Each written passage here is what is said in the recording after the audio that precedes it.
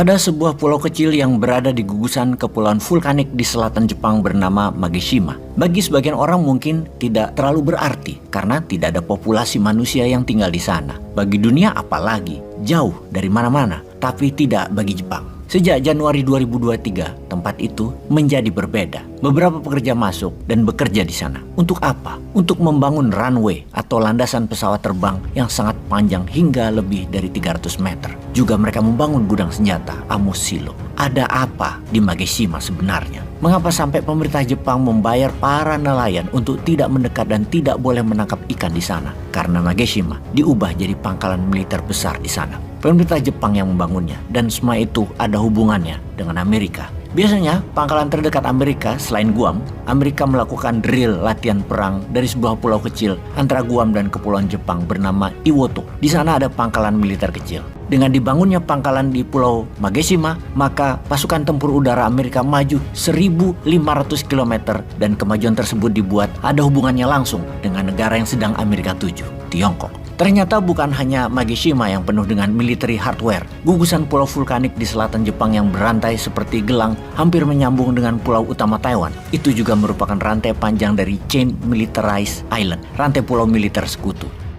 Pertanyaannya, tindakan ini adalah untuk pertahanan militer atau untuk agresi militer? Menariknya, rantai pulau penuh dengan senjata tadi, tengahnya adalah Taiwan. Sehubungan dengan hal itu, maka di dunia pertahanan militer hal ini adalah perubahan besar dari US military posture atau postur militernya Amerika. Baru pertama kali dalam 80 tahun Amerika melakukan hal ini. Membangun kekuatan naval, kekuatan lautnya secara penuh sebagai center of gravity dari militernya Amerika adalah sekarang Armada Laut. Armada Space dan Air Force menjadi penunjang atau pendukung kekuatan laut. Dulu Amerika supremasinya darat dan udara. Armada Laut hanya pendukung. Sekarang laut yang terdepan. Amerika membangun kekuatan laut terbesar dalam sejarah Amerika bersentral di Taiwan dengan dukungan wilayah yaitu Jepang, Korea Selatan, Guam, dan Filipina sebagai base camp mereka. Apa yang akan terjadi di wilayah konflik Taiwan itu? Kapan terjadinya? Siapa yang diuntungkan dan siapa yang dirugikan? Baik, kita lanjutkan. Dalam dokumen resmi dari DoD, Department of Defense Amerika yang berjudul 2022 National Defense Strategy of United States of America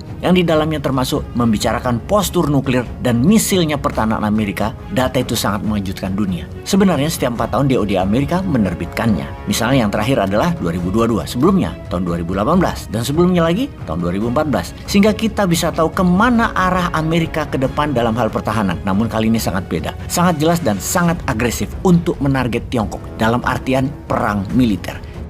Di sini bisa diartikan bahwa Tiongkok adalah ancaman terbesar yang Amerika pernah hadapi dalam 80 tahun sebagai polisi dunia. Itu kalau kita melihat dari postur pertahanan Amerika dalam dokumen DoD 2022 kemarin. Dan itu adalah untuk antisipasi ke depan. Tiongkok dalam dokumen Amerika disebutkan sebagai negara otoritarian. Mungkin mau dibilang diktator tapi nggak nyaman. Ntar Xi Jinping tersinggung lagi. Perang jadi lebih cepat jadinya. Amerika belum siap. Kita semua tahu bahwa Amerika dengan anggaran militer yang terbesar di dunia sejak tahun 1960-an mengendalikan sistem dunia. Menentukan siapa yang benar dan siapa yang salah. Kemudian sejak 10 tahun terakhir Amerika ditantang Tiongkok yang punya value yang berbeda, sistem yang berbeda, visi misi yang berbeda. Pastinya akan menggulingkan sistem Amerika dan akan menaklukkan sistem Barat. Apa hal lain yang paling menakutkan Amerika? Yaitu kecepatan Tiongkok memodernisasikan peralatan militer mereka dengan kecepatan yang tidak ada yang pernah menyangka demikian cepatnya dibangun dalam 5 tahun terakhir. Puncaknya yaitu dalam 1 tahun terakhir. Masa ketiga Xi Jinping berkuasa lagi. Seberapa kecepatan membangun kekuatan lautnya Tiongkok sekarang? Tiongkok bisa membangun kekuatan angkatan laut Navy-nya Inggris lengkap komplit hanya dalam 4 tahun. Bayangkan, setiap 4 tahun Tiongkok punya kekuatan armada laut sama dengan kekuatan Navy-nya Inggris yang dibangun dalam puluhan tahun. Bayangkan sekali lagi, New Royal Navy every 4 years Tiongkok punya. Jadi kekuatan armada laut Navy-nya Tiongkok saat ini sudah 3 kali kekuatan Royal Navy-nya Inggris, alias hampir sama dengan kekuatan angkatan lautnya Amerika. Sehingga dalam 3 tahun ke depan, angkatan laut Navy-nya Tiongkok lebih besar dari Amerika.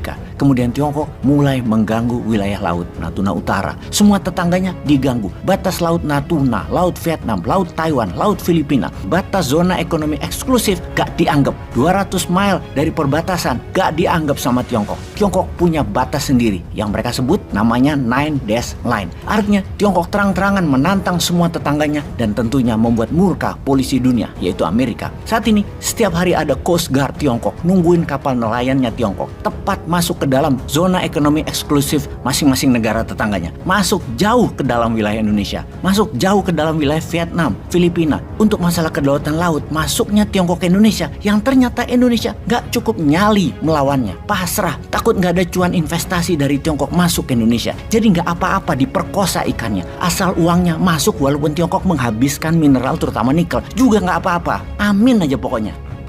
Peace.